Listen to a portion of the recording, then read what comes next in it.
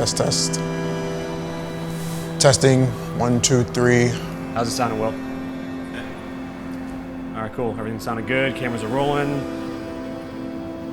So, Nic, take me back to the beginning, man. After that night, everything changed. Yeah, 2/11/12 was the turning point in my life, for sure.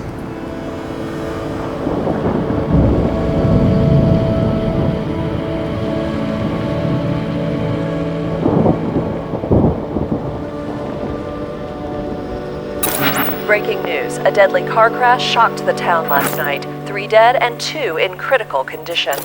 We were really scared. I didn't know if I was gonna lose my baby boy. He amazed everyone, from how bad his injuries were to where he is now. Looking at what Nic was able to accomplish despite his challenges was quite incredible. We were blessed to have him on our team. When the pandemic hit, people were finding different ways to get creative about their meals, and knowing Nic and how much he loved making pasta, the second he started doing that, we had to get in immediately. I think we were one of the first people to order, if not the first. Back in March, 2 brothers decided it was time to let their idea boil over. Joining me now are Nic and Greg Bryon. They are the co-founders of Pasta Packs. Welcome, guys. Hey, how are you?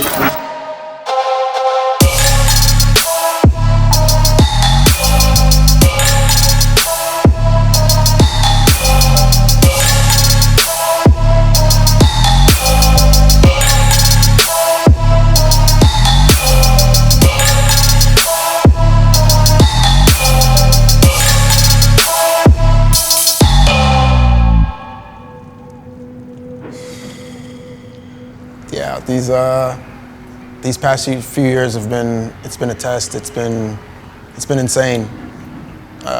Physically, mentally, through surgeries, trying to get my career back. But I think to understand what's really going on, I think we need to go back to the beginning. I feel good? Yeah, can't feel it. Cool. I remember I was kind of sitting at my computer working on some photos, just kind of editing, like super late. And I got a call from my mom.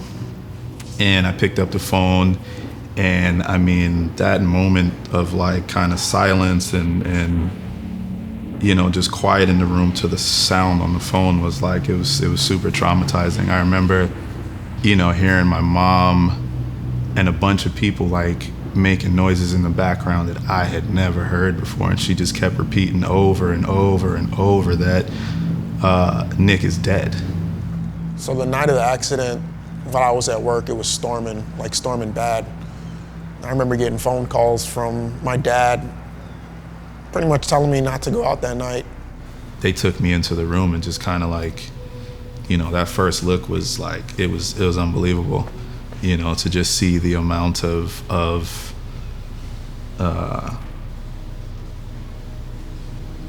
things like support, tubes and breathing tubes, and he had a halo, which is the thing that kind of holds your head in place. I mean, it was a lot. The biggest thing that let me know where I was at that point was when I was trying to ask for my friend Mikey. I was trying to just make a quick phone call and just trying to holler at him and trying to let him know that, just trying to hear a familiar voice. And the social worker came in.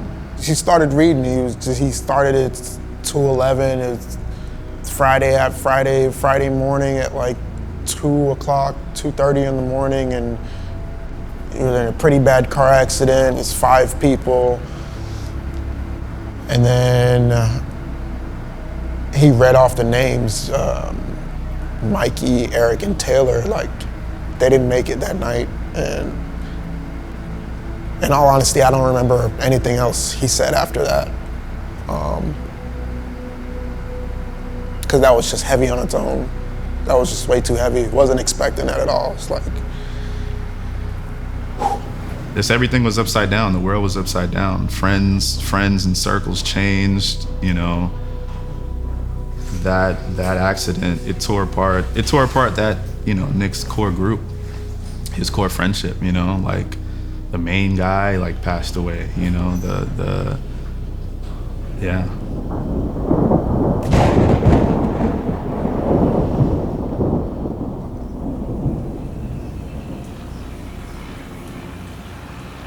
Nic's recovery here at home was quite a struggle for him. And through most of it, he was so, I don't know if brave is the word, but he never complained with the pain,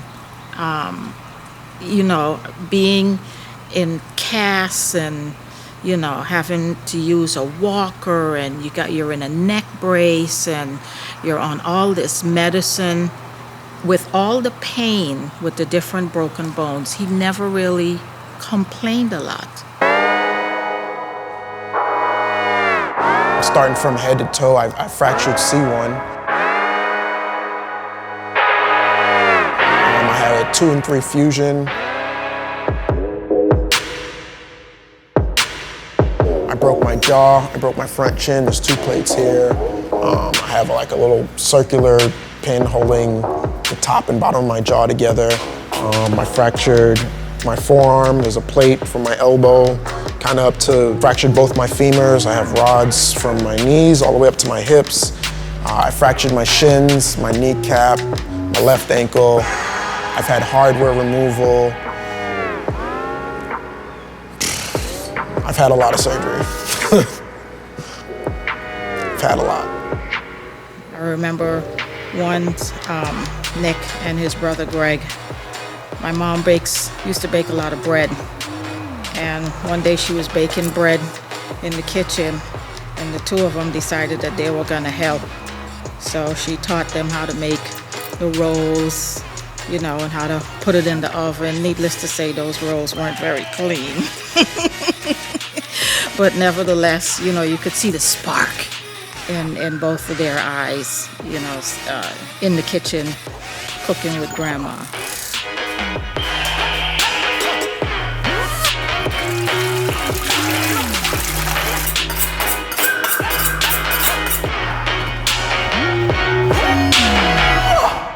Now I'm hungry. What you want? Look at me. What you want? Noodles. And then noodles. So yeah, that's Ava Simone. She is probably top taste tester #1 in the family. She's definitely got a sweet tooth for pasta. It was the week of the 16th when COVID came to town, and that's when everything slowly started shutting down. I was on the management team at my job. The following week is when all the owners and everybody told us that this is going to be our last week and we're going to be completely shutting down. It was a lot to hear. It was a lot to hear over that, and I took the weekend, Saturday and Sunday, to just kind of soak it all up. And then from Monday, just coming over here and just trying to figure out what the next step were. And we were brainstorming over food. Yeah, I think it was a good session because I feel like we hopped into panic buying like everyone else. And, I went and bought steak, and I'm like, yo, Nic, go get some of the flour so we can make pasta, go get some lobster. And I just went to the supermarket and lost my mind. I think once reality set in a little bit, it was like, damn, like how the bill's gonna get paid and how long is this gonna last? There was just so much uncertainty and confusion in the air with COVID, you know what I mean? We just tried to brainstorm and just like truly just lock in and figure out what the hell to do next. Yeah, I feel like in those days when we were brainstorming, like we got fully dressed up and we made it a night. We made it a night, and like a lot of our friends on social media got to see it, and they were like, damn, how can we be a part of that? And that's kind of what led to, let's package up some pasta and let's just spread it out to a few friends. And yeah, I think the urge to still feed, to still cook, right, for Nic, to still cook and to still, the art of cooking and then someone eating it and just kind of getting that gratification and that feedback, it didn't go anywhere, And like you said, as our friends kind of saw what we were doing in here, selfishly, like we were eating good. We were eating good. Yeah, we were eating good. It was lobster, it was this, it was that, We started, my business gear started turning, and I'm like, okay, like, how can we get someone food, right? And then came up with all the criteria for it being fresh and you being able to cook it and, you know, so on and so forth. And, you know, it boiled down to pasta packs, the way it's packaged, you know, cooking instructions, the way that it was, you know, at the time it was like almost contactless delivery because this is, again, the first week of shutdown. So, you know, we're trying to be safe. You know, Nic's shopping at 4 or 5 o'clock in the morning. You know, we're delivering pasta to our friends and just putting it on their doorstep and ringing the doorbell and kind of going to the end of the driveway and being like, you know, enjoy. It was such a bad situation, you know, the economy is crazy and, you know, COVID and you can't go outside and the masks and people are dying and like, you know, here we are like in the brain trust coming up with this crazy idea and the idea is picking up extremely quickly. Like, you know, we went from a few bottles of wine and a couple bags of flour and figuring this out to, you know, interviews twice a week and, you know, now a commercial kitchen and an event space. It was a strange time. It was definitely turning those lemons into a big old glass of lemonade. The best lemonade we've ever made.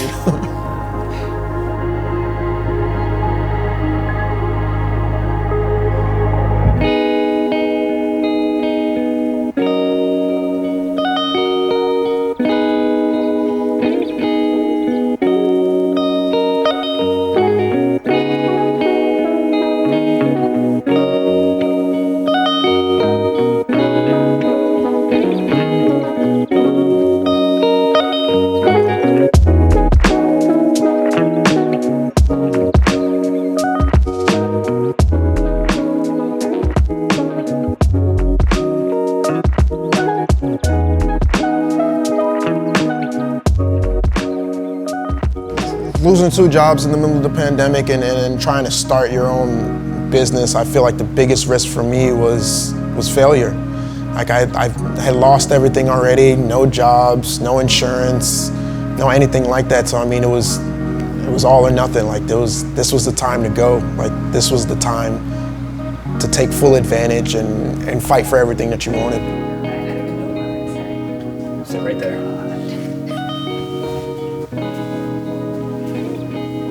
Perfect. Yeah, Greg called me. It was a weekend, and it was like March or something.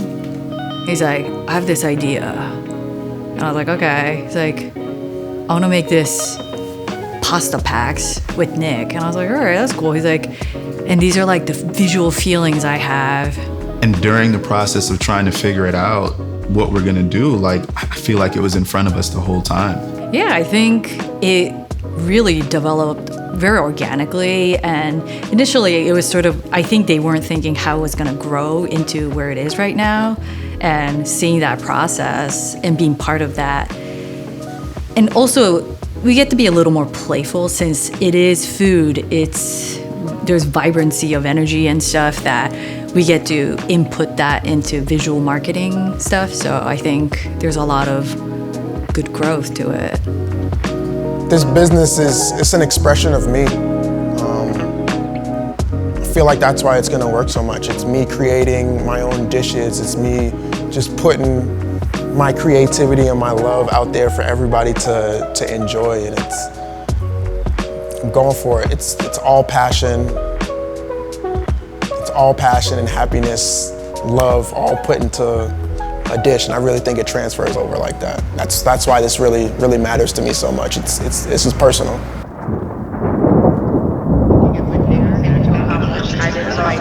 With the pandemic.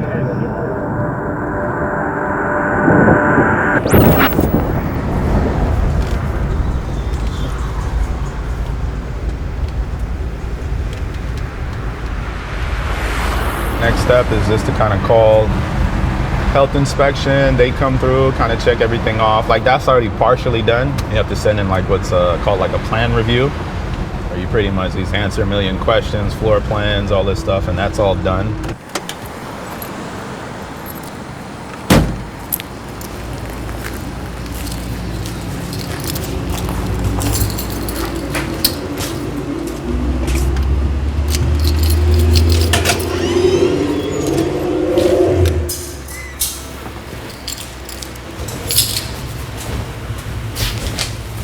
Yo.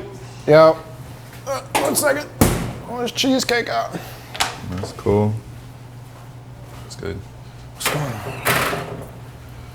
So we got a gang of orders. Like, a bunch of them just came through. A couple of them are for delivery. Do you have, what do you got to prep for these? I know tomorrow for the lady who hit us up with the retirement for her husband, I got to make the bolognese. I got to make that basil and spinach dough. What else she has? Dinner. The call for the dinner is on Friday. That's on Friday. Yeah, What but that's I think it's at 9. But the dinner's not till the 24th, so Right. we got time. Okay. We got time to get to that. But that's on Friday at 9. Okay. Okay, that sounds good to me. I'll be ready to roll for that in the morning.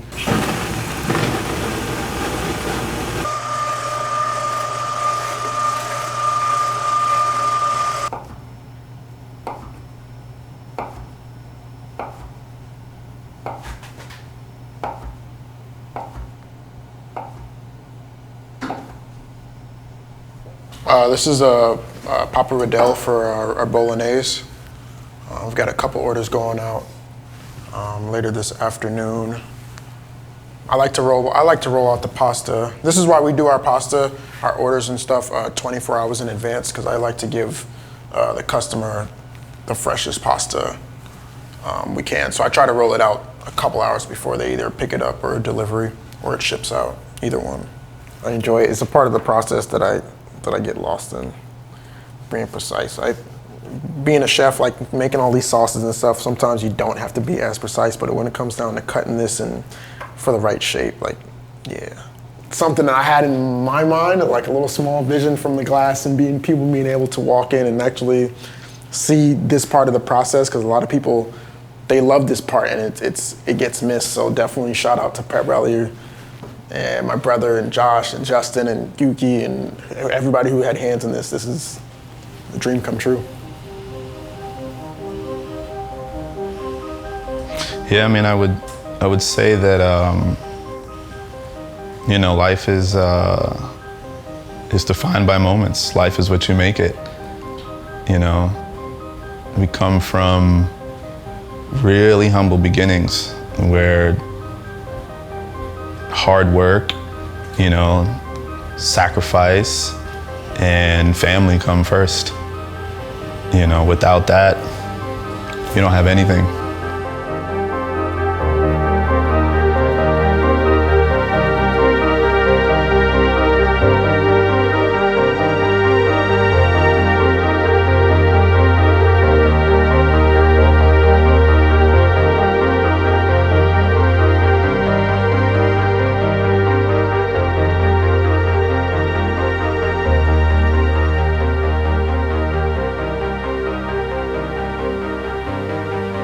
We're all first-generation Americans, so like the level of energy and sacrifice and work is incredibly important to us, and I feel like that's every day. That we don't take that for granted. I don't lose sight of that.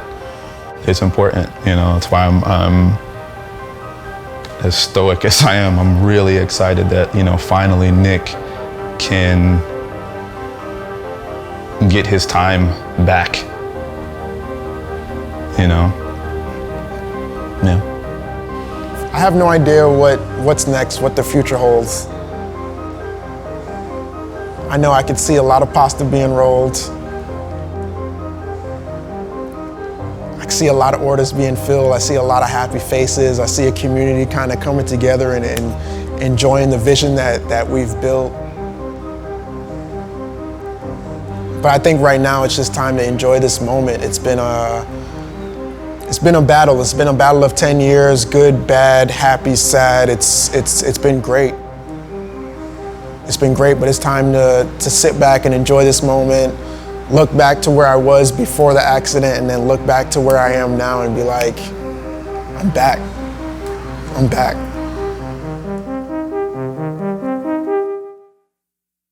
I am spending much more than I'm making on these cars and these vacations. Is there too much information? I just bought a Lamborghini. I'm not even in the racing with a windshield full of tickets, cause I live right by the station. Yeah, I am trying to figure out why you're so mad at me. Guess I'm with Young Money, tell that magazine stop asking me. I be with the dread, with the tattoo on his head, and the flag is color red like a low battery.